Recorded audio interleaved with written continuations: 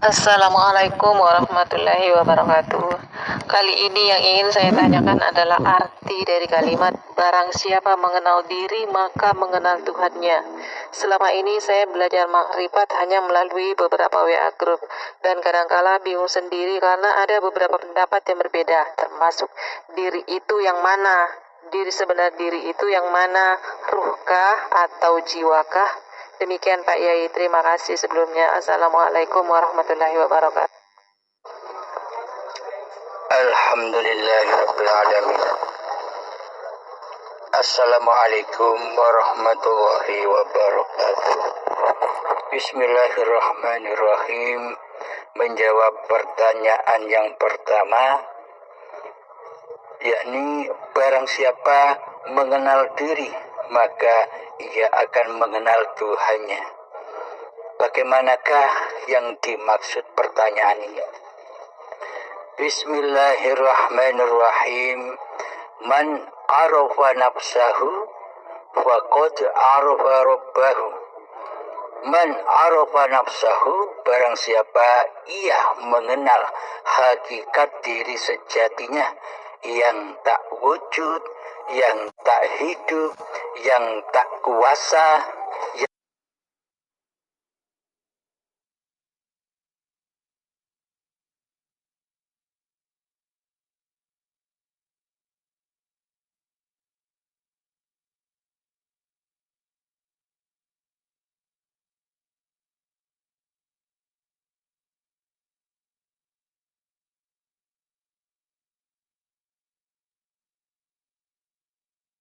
hanyalah yang berilmu, itu hanyalah yang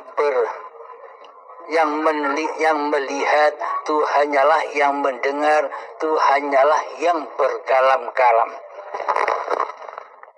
Maka dari itu yang dimaksud barang siapa mengenal hakikat diri sejati manusianya, maka pasti ia akan mengenal Tuhannya. Jadi siapakah hakikat diri sejati manusia kita ini? Hakikat diri sejati manusia kita ini adalah makhluk ciptaan Allah. Jangan sekali-kali menjadi Allah. Jangan sekali-kali menduduki Allah. Jangan sekali-kali merampasi seluruh sifat-sifatnya Allah. Inilah yang dimaksud makhluk, yakni makhluk yang tahu dirinya. Sesungguhnya di manakah letak sifat wajib bagi makhluk ini? Sifat wajib bagi makhluk, sifat wajib bagi manusia kita adalah berposisi di dalam sifat muhalnya Allah, yakni sifat kebalikan dari sifatnya Allah yang selama ini kita akui sebagai sifat diri manusia kita. Selama ini kan kita yang jadi Allah, selama ini kan kita yang jadi Tuhan. Kita tak terasa, kita tidak menyadarinya. Sedangkan Allah, zat yang mencipta diri kita semua, kita tiadakan di hati kita. Kita gaibkan di hati kita. Kita tiadakan kewujudannya di hati kita. Kita tiadakannya hidupnya di hati kita. Kita tiadakan kekuasaannya di hati kita. Kita tiadakan kehendaknya, daya upaya dan ikhtiarnya di hati kita. Kita tiadakan kekuatannya di hati kita. Allah kita tiadakan penglihatannya di hati kita. Allah kita tiadakan pendengarannya di hati kita. Dan Allah kita tiadakan di dalam kalam-kalam di hati kita. Jadi yang selama ini menjadi Allah, yang menjadi Tuhannya diri kita selama ini adalah hawa nafsu kita sendiri. Ya, diri kita ini yang selama ini mentuhani hidup dan badan ini. Apakah demikian yang dikatakan bertuhan itu? Coba tafakuri dalam hati. Apakah benar demikian cara bertuhan? Bagaimana dikatakan kita ini sudah bertuhan, sedangkan Allah di dalam hati kita tiada, gaib. Maka sebenarnya siapa yang selama ini kita tuhankan? Yang kita tuhankan selama ini adalah diri kita sendiri, yakni hawa nafsu kita sendiri, iblis dan setannya kita sendiri. Maka dari itu Allah berfirman bahwa iblis dan setan itu adalah musuh-musuhmu yang nyata, bukan gaib. Akan tetapi para alim ulama kita sedunia selama ini mayoritas menyatakan bahwa iblis dan setan itu gaib. Sementara Allah mengutus kita semua, memerintahkan kepada kita semua untuk memerangi iblis dan setan. Jika iblis setannya gaib, jika iblis setannya tiada di hati kita, bagaimana mungkin kita bisa berperang? Maka dari itu kita tak akan pernah bisa menyembah kepada Allah. Kita tak akan bisa mengabdi kepada Allah. Sampai kapanpun kita tak akan bisa bertuhan kepada Allah jika iblis dan setannya belum kita usir, belum kita perangi. Selama iblis dan setan ini belum pernah kita perangi, maka selamanya kita bertuhankan kepada iblis dan setan itu sesungguhnya, bukan kepada Allah. Meskipun kelihatannya berhari-hari kelakuan kita dibungkus dengan ibadah, dibungkus dengan sholat, dibungkus dengan puasa. Akan tetapi bila di hati kita masih wujud diri manusianya yang menjadi Tuhan, yang berkuasa atas segala ibadah, inilah yang dimaksud setan itu. Apa sih iblis dan setan yang nyata yang wajib kita perangi itu? Firman-Nya Allah kan demikian, bahwa iblis dan setan itu adalah musuh-musuhmu yang nyata, bukan gaib. Setan iblis itu nyata. Siapa yang dimaksud iblis dan setan itu? Yang dimaksud iblis dan setan di sisi Allah adalah diri kita sendiri ini loh. Iblis dan setannya. Nyata bukan? Sangat nyata sekali. Karena selama ini yang wujud jadi Tuhan di hati kita, yang wujud hidup, yang merasa memiliki hidup adalah diri kita sendiri selama ini. Diri kita inilah iblis dan setannya yang wajib diperangi, yang wajib disingkirkan. Jangan dibiarkan menjadi Tuhan terus. Jangan dibiarkan menjadi Allah terus diri kita ini. Yang merasa selama ini kita memiliki sifat-sifat seperti sifatnya Allah. Dan selama ini kita tidak menyadari itu. Karena kita terlalu sombong hati kita hingga kita tak tahu diri kita sendiri itu siapa. Bagaimana mungkin kita akan mengenal Allah? Bagaimana mungkin kita bisa menyembah kepada Allah? Bagaimana mungkin kita bisa mengabdi kepada Allah? Sedang kepada diri kita sendiri kita tidak kenal siapa diri kita ini. Diri kita ini, diri manusia ini adalah bersifat wajib di dalam sifat muhalnya Allah. Sifat wajibnya Allah pertama wujud. Wujud ini milik Allah. Jadi manusia tak punya wujud. Manusia hanya Adam, kebalikan sifat wujud. Adam itu artinya tiada. Tak ada. Manusia itu aslinya tak ada. Manusia itu hakikatnya tidak ada. Yang ada hanya Allah. Ketika di hati manusia yang wujud diri manusianya, pasti Allahnya tak ada. Pasti Allahnya gaib. Nah, bagaimana mungkin kita bisa menyembah Allah? Bagaimana mungkin kita bisa mengabdi kepada Allah? Bagaimana mungkin kita bisa ingat Allah? Sementara Allah kita gaibkan, kita tiadakan kehadirannya di hati kita. Tak mungkin, sobat. Selama ini sejak detik-detik akil balai hingga setua ini, ibadah kita itu tak ada artinya sama sekali di sisi Allah, karena selama ini kita tidak menyembah Allah, melainkan kita menyembah hawa nafsu kita sendiri, kita menyembah kehormatan diri kita sendiri, kita menyembah kemuliaan diri kita sendiri, kita menyembah cita-cita kita sendiri. Karena itulah kita selama ini tak pernah sedetik pun menyembah Allah, melainkan selama ini kita mengkufuri Allah, kita mendustakan Allah, kita mensekutukan Allah dengan diri kita selama ini. Kita mensekutukan Allah kita tiadakan diri kita yang kita wujudkan seperti sifatnya Tuhan. Seluruh sifat-sifat Allah sudah kita akui sebagai sifat diri kita. Nah, ini kan yang bertanda bahwa kita selama ini ngaku jadi Allah, tapi tidak terasa. Siapakah mereka yang mengaku jadi Allah itu sebenarnya? Sebenarnya hakikat mereka yang telah menjadi Allah, telah ngaku-ngaku jadi Allah itu adalah mereka-mereka yang tidak mengenal Allah. Bagaimana mungkin bila manusia yang belum mengenal Allah dikatakan Muslim, dikatakan sudah berislam di sisi Allah? Di sisi manusia bolehlah dikatakan Islam.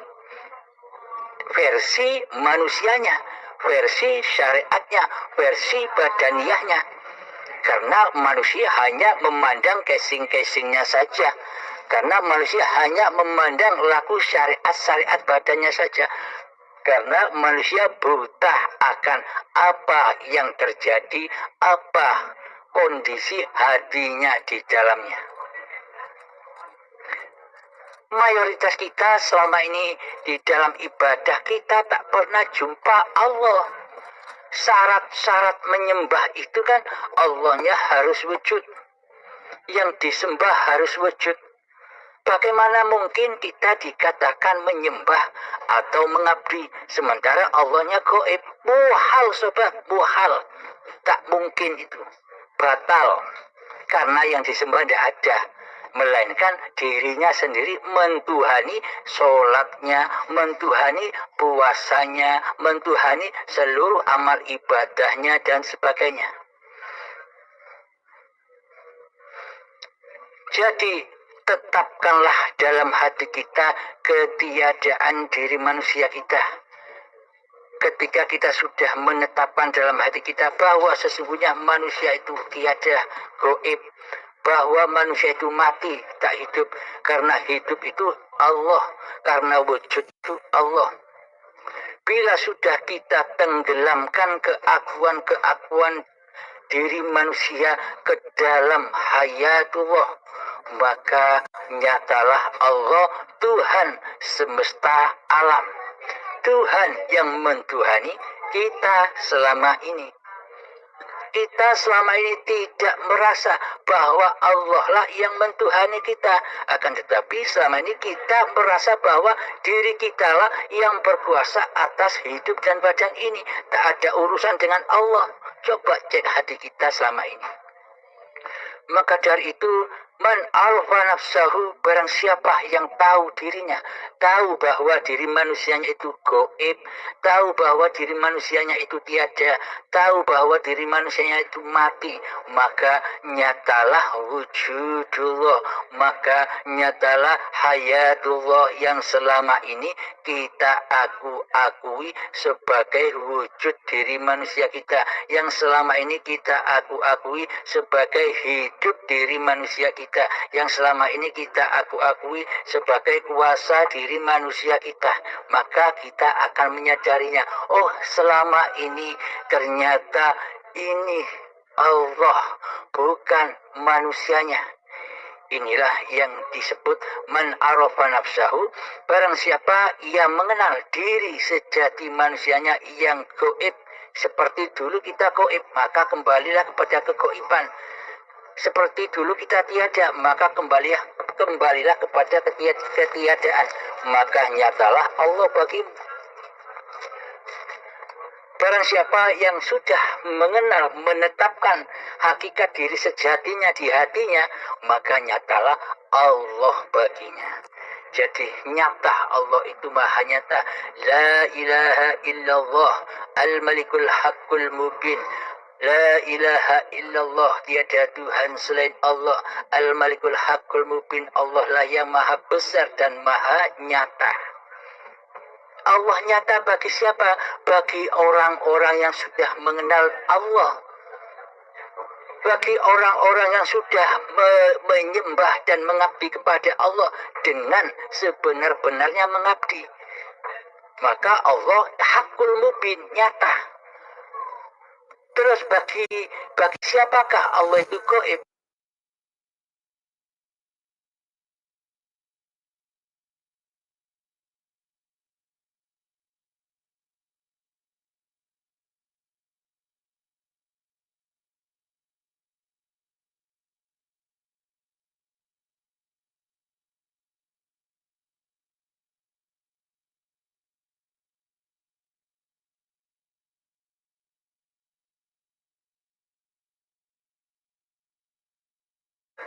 Inilah yang dimaksud pertanyaan yang pertama. Barang siapa mengenal diri, maka ia akan mengenal Tuhannya. Jadi ketika aplikasi cara untuk mengaplikasikan ini, contoh ketika kita duduk, nyatakan dalam hati kita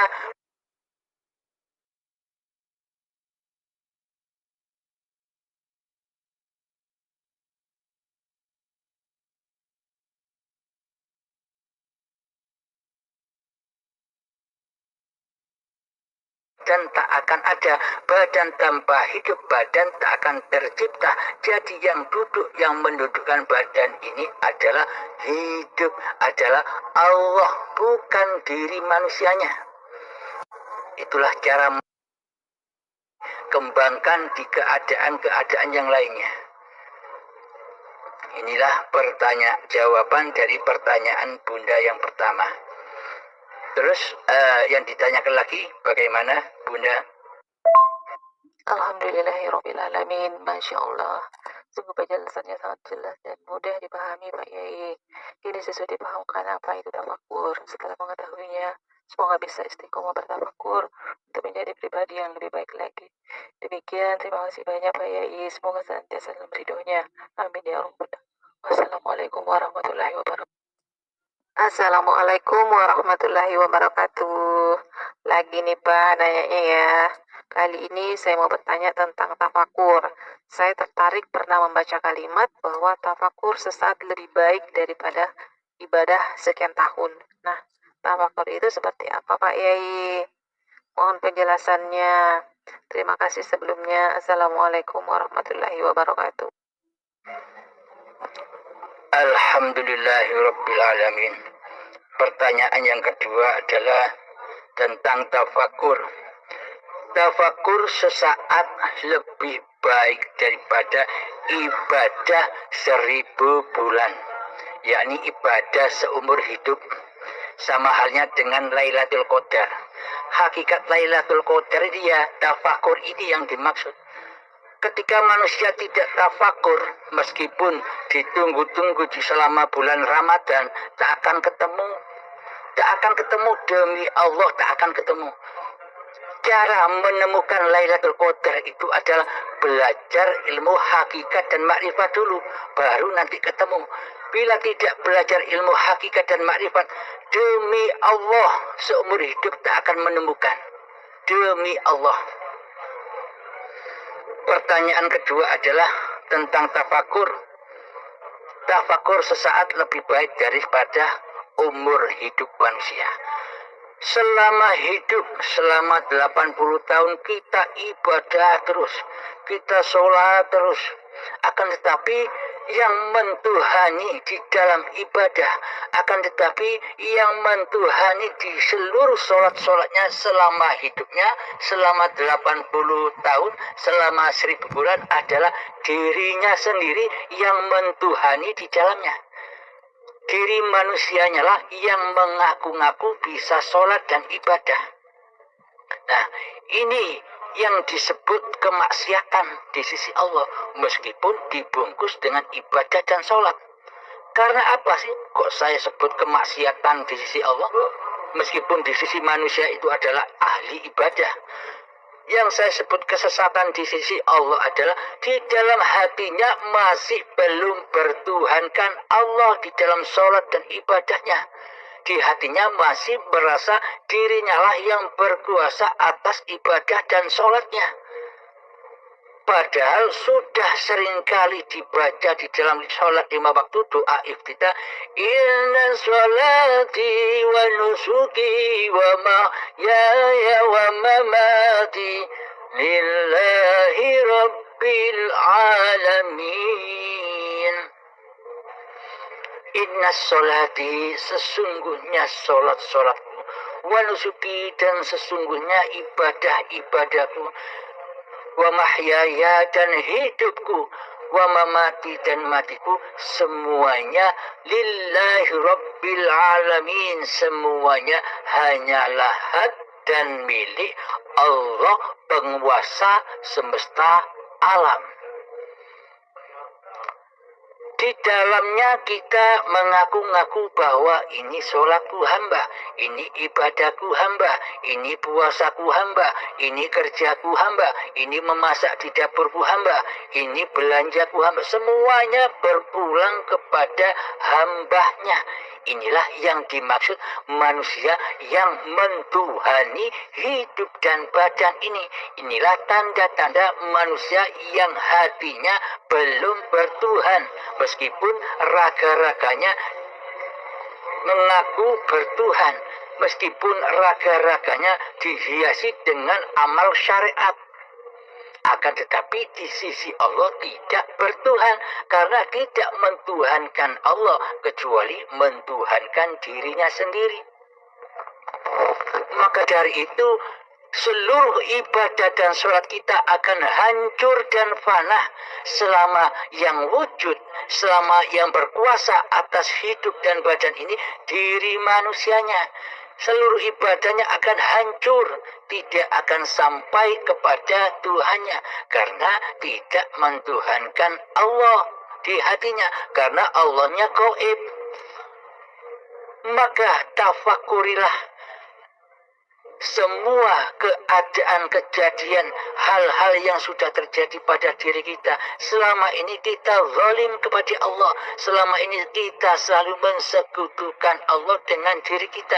Ingatlah, mensekutukan Allah, dosa mensekutukan Allah itu adalah dosa yang tak diampuni oleh Allah. Bila hati kita mensekutukan Allah dengan diri kita, bagaimana mungkin kita bisa ibadah, kita bisa sholat? Ya seolah-olah saja kita ibadah dan sholat, tapi hakikatnya di sisi Allah itu bukan ibadah, tapi maksiat. Maksiat yang dibungkus dengan ibadah-ibadah lahiriah. Karena apa?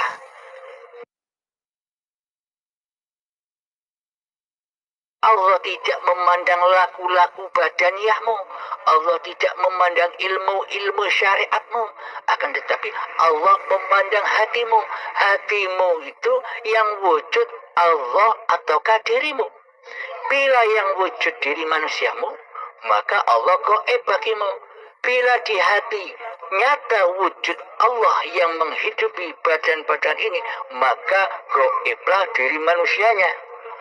Kebalikannya, bila manusianya yang jadi Tuhan, bila manusianya yang mentuhani hidup dan badan, maka pasti Allah gaib baginya. Karena manusia yang demikian tak butuh Tuhan, karena ia merasa jadi Tuhan. Sama halnya wayang. Wayang yang sudah merasa bisa menjadi dalang. Jadi wayang tak butuh dalang.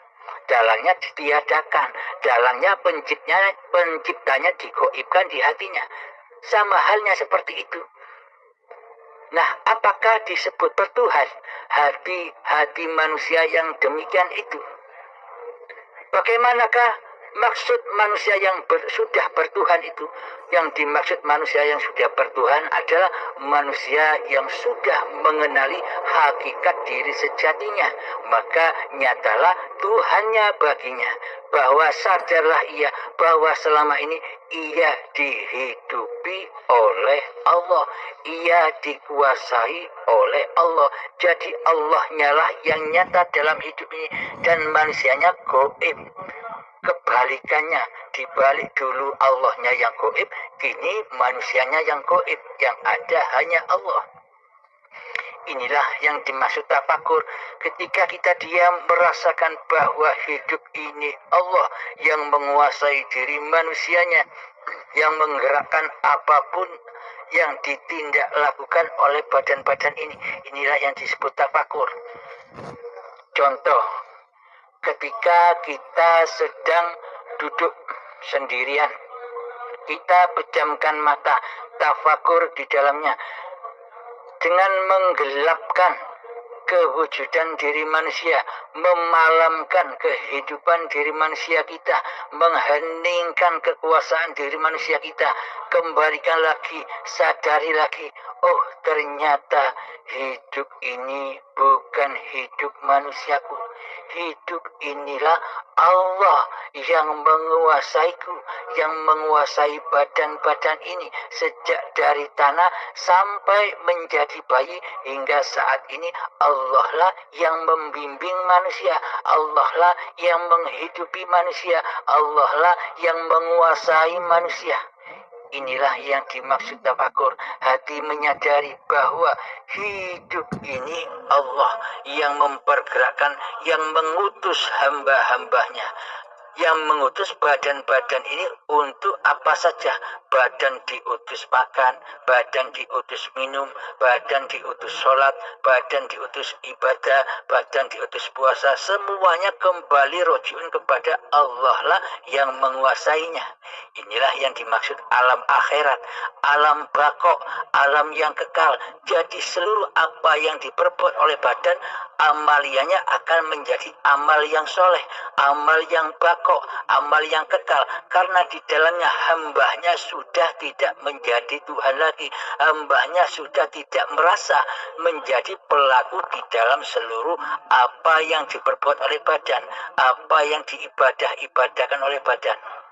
Jadi manusianya sudah tak tampil lagi menjadi Tuhan. Manusianya sudah gaib, yang nyata hanya Allah di hati. Inilah tafakur. Tafakur sedetik atau semenit akan menghancurkan semua amal-amal ibadah kita yang lalu-lalu.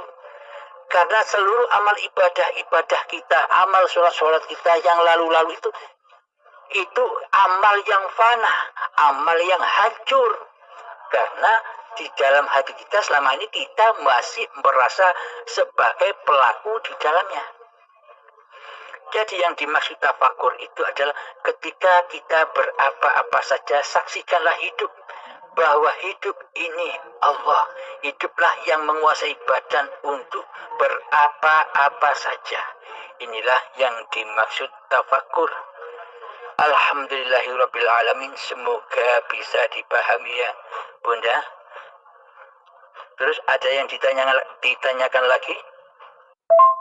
Alhamdulillahirrabbilalamin. Penjelasannya sangat jelas dan mudah dipahami Pak Yai. Sesudah paham makna daripada para siapa mengenal diri, maka mengenal Tuhannya. Benarlah, setelah kita mengenal siapa diri kita ini, hakikatnya diri kita ini Adam atau tiada, yang ada hanyalah Allah. Terima kasih banyak Pak Yai. Assalamualaikum warahmatullahi wabarakatuh.